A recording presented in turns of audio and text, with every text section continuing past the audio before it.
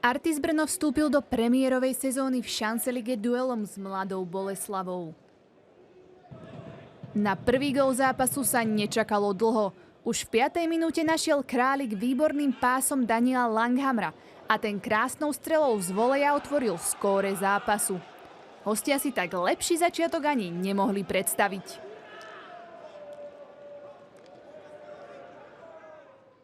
Dôvod na radosť mali domáci fanúšikovia v 19.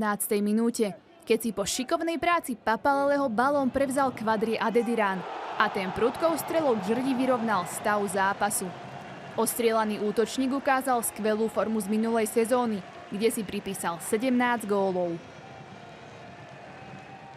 Rýchla odpoveď od hostí prišla len o niekoľko sekúnd na to. Solomondžo našiel osamoteného Jiřího Klímu a ten s prehľadom upratal loptu do brány domácich.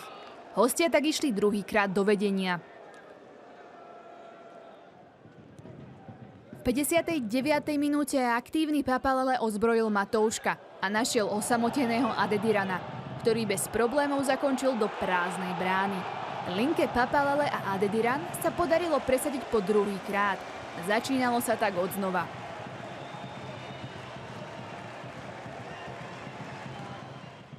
Len o niekoľko minút na to strelu Solomona Johna vyrazil golman Stopenland do priestoru, kde číhal Jiří Klíma. Ten odtiaľ dokázal presne zakončiť a pripísal si tak druhú bránku v zápase. Gólový festival pokračoval v 72.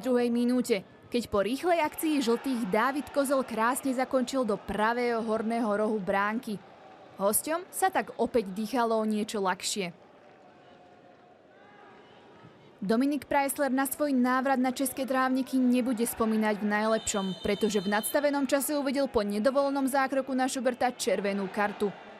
A to bola smutná bodka pre Artis.